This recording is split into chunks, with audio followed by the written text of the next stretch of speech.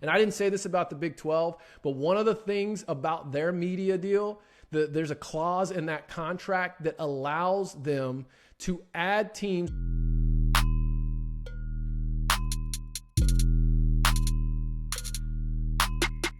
What's up, everybody? It's Trey Smith back with another College Game Time YouTube video. Today, I'm going to continue my conversation on realignment. I mean, we've got some crazy stuff going on. The Big 12 Super Conference, ACC revenue splits. Is that what it's going to take to keep them together? We've got the Pac-12 counting down right before our eyes. And then what are the SEC and Big 10 plotting next? That's what we're going to get into right here today. But before we do that, please hit that like and subscribe. Share it with a friend. Leave me a comment at the end. I'm rhyming, not even trying. And then, as always, if you're feeling generous, go ahead and leave me a super thanks. Leave $1.99, leave $49.99. Shout out to NFT Short Clips for the super thanks yesterday. Your generosity is much appreciated. So let's get into this. So the way I'm going to structure today's video is this. I'm going to give you one must do and one cannot do for each conference right now, each Power 5 conference. And I'm going to start with the Big 12. And with the Big 12 right now, what they must do is continue to build on their strength. Okay? What they're doing right now in response to losing Texas and OU, which are both, which up to this point has been the Big 12's cash cow, is they've started adding teams, but what they've essentially done has established themselves as the go-to conference for college basketball. There ain't nobody that can touch the Big 12 in basketball now, especially with the addition of Houston. And from what I'm hearing, as they're trying to possibly vet out UConn and bring them into the fold, it's already been reported, and I talked about it on a video a couple days ago, they're trying to get Arizona into the fold. And I even heard this morning that they're feeling out Gonzaga. So it makes sense. It's evident. We all know the SEC and Big Ten, those are the super conferences for college football. But if you can establish yourself in the midst of that as the go-to conference for college basketball, listen, I know football is king, and college basketball doesn't get near the interest from fans as college football. However, don't underestimate what a casual college basketball fan interest could do for a conference, especially in March. When you look at the revenue sharing for the teams who advance in the conferences whose teams advance in the tournament. And right now, with what the Big 12 is putting together, just imagine if they could bring in an Arizona and a UConn to go with Kansas, Baylor, Texas Tech, Kansas State.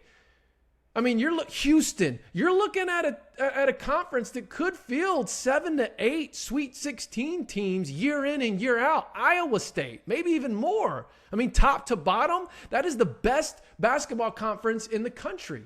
It already will be with the addition of Houston, but you start throwing some of these other teams in, and now that's revenue. So you look at what the Big 12 commissioner is doing. He's saying, okay, if we can't be a power conference on the football side of things, let's just go build a super conference. Let's just accumulate as many the right teams that we can bring in that fit what we're trying to do, and then become the go-to conference for college basketball. And that leads me to the next point for the Big 12, which is what they cannot do. What the Big 12 cannot do right now is they cannot stop applying pressure on the landscape. And I'm mainly talking about those schools I was just referring to, and two of them being Pac-12 schools, right? They're applying some pressure right now on Arizona and Colorado. Colorado, from my vantage point, if you can read between the lines, and you look at their football coach, Deion Sanders, he wants to be in the Big 12. He wants back into Texas, okay? And I'm not going to go too much onto the Pac-12 right now. Wait till I get there. In fact, I'm going to talk about them next. But the Big 12 cannot stop applying pressure. I mentioned a couple of days ago, they've given a deadline. Okay, you have till July 1st, Arizona. You have till July 1st, Colorado. Either do something or get off the pot. So they need to continue to apply that pressure. And though they will not compete with the SEC or Big Ten in football, they sure can create some fun matchups with the bunch that they have. And as I've already said, they've become the go-to basketball conference. So The must for the Big 12 is continue building on their strength. If you can continue to add the top basketball schools in the country to a conference that already has a plethora of the top basketball schools in the country, you got to do it. And then you cannot stop applying pressure on the landscape that they're applying right now. Let's move on to the Pac-12. So the Pac-12, it's pretty simple. What must they do? They must get a media deal done. If you want more info on that or more of my take on that, go watch the video from a couple days ago. I'll put it up on the end screen of this video at the end. But they got to get a deal done. And it's looking more and more like they're going to have to go streaming. And I've shared my thoughts on what direction I think they should and could go.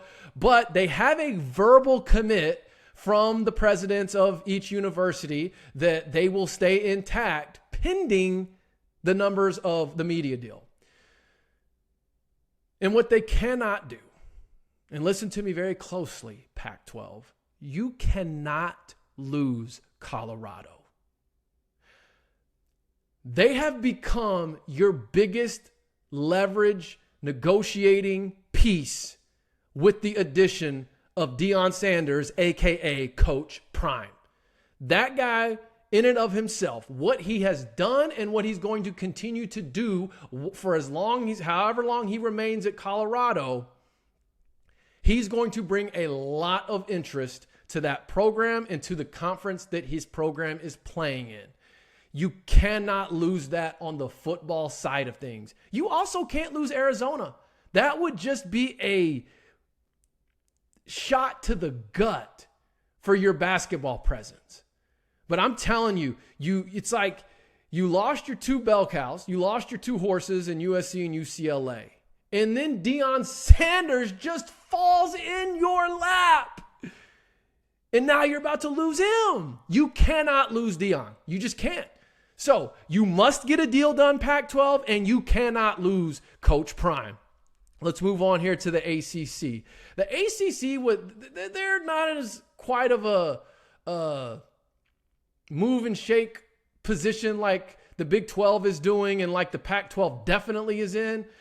But they need to figure out a way in the big picture to make sure they keep their top dogs happy. Teams like Clemson, Florida State, North Carolina, even Virginia, and the only reason why I bring up Virginia is because there's a lot of interest for them and their fan base from both the Big Ten and the SEC. And I say a lot of interest, I mean, that's kind of who the sights are set on next are North Carolina and Virginia because of their location. And then you got like Miami, just from a branding standpoint. So you've got to figure out a way to keep these top dogs happy because all those schools I just listed, between the SEC and the Big Ten, they would love to bring them into the fold. I know Sankey and the SEC saying, oh, yeah, we may be good with 16 teams. Trust me, if he's got the right opportunity to bring in a North Carolina or a Clemson or a Florida State, you better believe he's going to do it. Same for the Big Ten. So they've got to figure out a way to keep those teams happy. But some of you are thinking this right now, well, that's easy. All they need to do is this. However, what the ACC cannot do is lose their lower tiered schools in the process. See, because the quick solution to keeping your top dogs happy if you're the ACC is to break up your revenue sharing. If you break up your revenue sharing, you give your top dogs a bigger piece of the pie and your smaller dogs a smaller piece of the pie. Now on paper, okay, cool. We'll keep them happy. We'll keep these teams here because they got nowhere else to go. However, if you go back a little over a decade ago, that's what the Big 12 did. And that's when A&M, Missouri, Nebraska, Colorado all jumped ship because of that revenue sharing. So you've got to figure out a way if you're the ACC, even though it's not quite as pressing right now, but just be forward thinking of how do we manage this where we're keeping our teams happy without losing anyone on the top end or the bottom end. But if push comes to shove, if you're going to lose somebody, it's got to be the bottom. But if you've got more bottom tiered teams than you do top tiered and they all start jumping ship for other opportunities, even though those opportunities are going to be somewhat limited with how things are shifting. So that's what the ACC's must and must not do, must and cannot do options are. And then that leaves us to the Big Ten and the SEC. And honestly, right now, the must for the Big Ten and the SEC, neither of them really have a must, honestly. except to just sit back and watch things unfold because they hold all the cards. Right now, the Big Ten, they've got their eyes on what the Pac-12's doing because they're just itching to get their hands on Oregon and I believe Washington. And in the future, I could even see them going after Stanford if they think that's going to help them get a team like Notre Dame. Though I don't think Stanford would necessarily leave the Pac-12. So they need to sit back and watch. They hold all the cards. And then continue to explore the Notre Dame deal. But Notre Dame ain't going anywhere, especially with that NBC media deal. But you have to. Why not? And then their must not is this is the fan in me talking. Don't lose sight of the big picture if you're the Big Ten or the SEC. You've already taken over college football. You've already shifted the landscape forever, and the game will not be the same. College football as we know it will never be the same moving into next season. But, and I don't know if it's fair for me to say this, but in the midst of taking over college football, try not to destroy college football. And maybe it's too late for that. Some of you who have followed my content for some time now, you know in my heart of hearts, I'm very much a college football purist, right? Like I would love to go back to the Southwest Conference days, the Pac-10 days, the Big East days, the older SEC days where, you know, you play your conference, you win, you know, you play for an opportunity to win your conference and go play in a regional bowl. But that's just me. That's what I grew up on. The Big Eight, right? That's what I grew up on. I get it. I understand why things shifted the way they did. Ultimately, it came down to money. But I just, for as a fan experience, bowl season was so much more fun back when, you know, they were still meaningful. Anyways, it might be too late for that. But Big Ten, SEC, take over college football, but don't destroy it. And I didn't say this about the Big 12, but one of the things about their media deal, there's a clause in that contract that allows them to add teams from another Power 5 conference. So if they bring in a Colorado or an Arizona or both, that ESPN is gonna absorb 100% of that, meaning that no team will have to take a loss in their revenue. And then the other network, it's escaping me at the moment. If it's Fox, I believe it's Fox, theirs is like a 90%. So meaning that as they add teams, the revenue sharing dip would be very minimal, if at all. And obviously the Big 12 AD did that, having the foresight that he was getting ready to get real aggressive, which he has done. And now he's got his eyes set on some other Power 5 teams. So we'll see what happens. That's all I got for today. Appreciate you watching. Like, subscribe, leave me a comment. Peace.